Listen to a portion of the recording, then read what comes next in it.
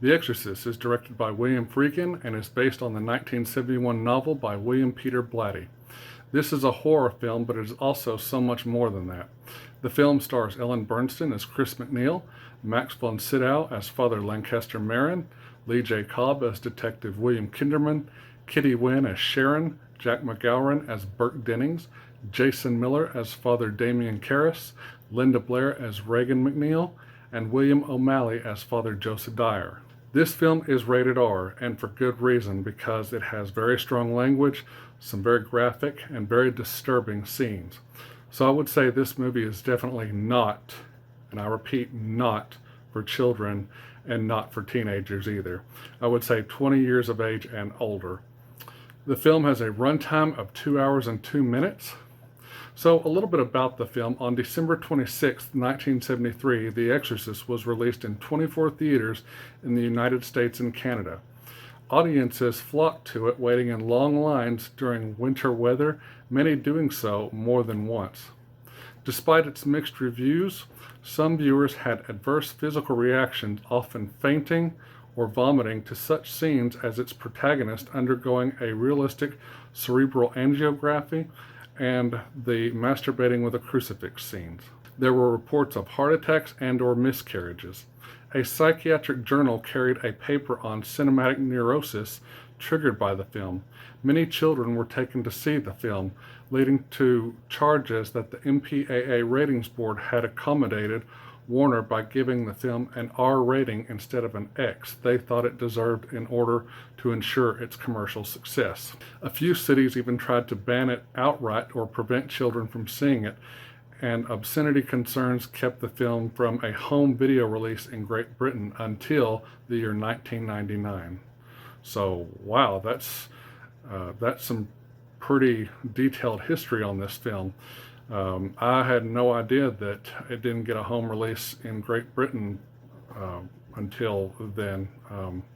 So yeah, that's that's something that I'm learning. Again, in this film, it is based on the 1971 novel written by William Peter Blatty, which was a bestseller. Aspects of Blatty's fictional novel were inspired by the 1949 exorcism performed on an anonymous young boy known as Roland Doe or Robbie Manaheim by Jesuit priest Father William S. Bowdern, who formerly taught at both St. Louis University and St. Louis University High School. So this film opens up in northern Iraq and introduces us to an older gentleman by the name of Lancaster Marin, played by Max von Sydow, who is a Jesuit priest and is also an archaeologist. He is an important part of the film, but this is one of the only times we see him until toward the further end of the movie. The movie centers around several things. The first one is a 12-year-old girl by the name of Reagan MacNeil, played by Linda Blair, who lives with her mom, Chris MacNeil, played by Ellen Burstyn, a well-known actress who is temporarily living in Georgetown, Virginia, just outside of Washington, D.C., as she films a movie on the Georgetown University campus. Reagan and her mom have a very good and very strong relationship. Reagan is caught playing with a Ouija board by her mom, and she begins experiencing and demonstrating strange and unusual behaviors and doing things such as making mysterious noises, stealing, constantly using obscene language, and exhibiting abnormal strength. Chris MacNeil hosts a party during which Reagan comes downstairs unannounced and tells one of the guests, who is an astronaut, that he will die in space and then urinates on the floor. Later, Reagan's bed begins to shake violently, adding further to her mother's horror. While all this is going on, we are also following a man who is also a Jesuit priest in Georgetown by the name of Father Damien Karras, and he is played by Jason Miller, who before this I believe was a stage actor. I'm not sure if he was a stage actor in New York or somewhere else, but he did mostly plays before this film and then going into film. Father Karras is slowly losing his faith and having a spiritual crisis. Several events in the film show him fearing and questioning everything, the worst being the death of his mother. He confides in several friends, such as Father Joseph Dyer. After all kinds of medical tests and procedures fail to diagnose young Reagan with what is really going on with her, Chris MacNeil makes contact with Father Karras, who asks him to see Reagan and perform an exorcism to get the demon out of her.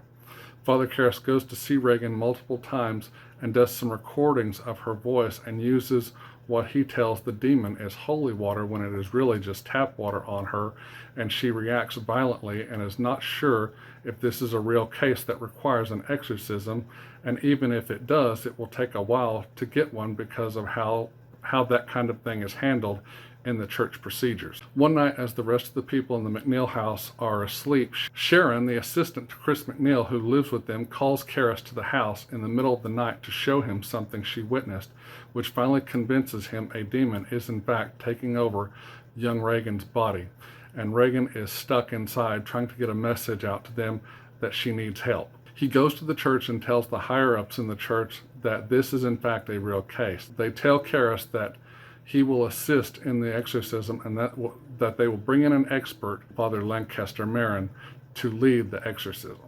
As Marin arrives in Georgetown at the McNeil house, he gets out of the cab and we see that iconic image the filmmakers used on the movie posters and for promotional images for the film.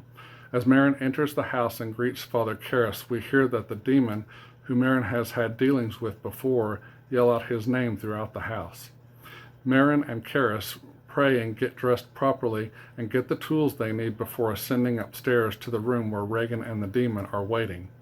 Some of the most iconic dialogue and scenes come from this sequence during the exorcism, and it is very disturbing at the same time, and we see how the demon tries to defy everything and trick them and harm them with both words and violence. So if any of you out there have ever seen this film, I'm not going to spoil it or the ending for you, but this is one of those films you must see in your life before you die. I mean, it's that good and it's that amazing. The movie is more than just about a little girl who's possessed by a demon. This movie is also about faith and redemption as well. The amount of work that went into the making of this film is crazy, and it's amazing because all of the effects are practical because digital technology in filmmaking did not exist at this point in time. This story is just rock solid from beginning to end. From the opening scene to the closing credits, you are invested, and it never gets boring and it never lets you lose interest. The acting is superb. The musical theme and the score is amazing and iconic. This is a great film and one of the classics of a lifetime, but with some dark and disturbing images and sounds. I love this film. I've owned it for quite a while now. It is one of those that I watch every few months. I never get tired of The Exorcist. It's that good, and it's just one of those films that just stuns you and wows you. Do I recommend this movie? Do I think it's one everybody needs to see? Oh yes, but if you're a child or a teenager, I suggest wait until you're in your 20s, maybe 30s. When you're older. Children and teenagers don't need to be seeing this. So let's talk about my final grade for this film. Okay, my final grade for this film, it gets a solid A+. This movie is one of those that's like the original Halloween, John Carpenter's Halloween. I mean, it's just solid. The characters, the acting, the story, the effects, everything just blends into this beautiful work of art on this canvas, which is the movie screen, and it's just, oh my gosh, I can't say enough about this film. Everything was done right. I mean, could they have done some things better here and there? I'm sure they could have, but I mean, this film doesn't need it. I do own the extended director's cut edition.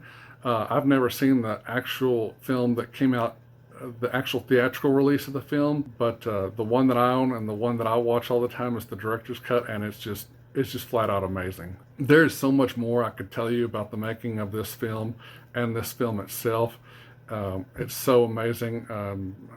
Like I said, I could say so much more about my thoughts on the film, but if I did, this would be like a 3 to 4 hour video, and I'm sure you guys don't want to watch a 3 to 4 hour video of me talking about The Exorcist. So maybe one day I will do an in-depth analysis video on The Exorcist movie, but this is just my review of the film for right now.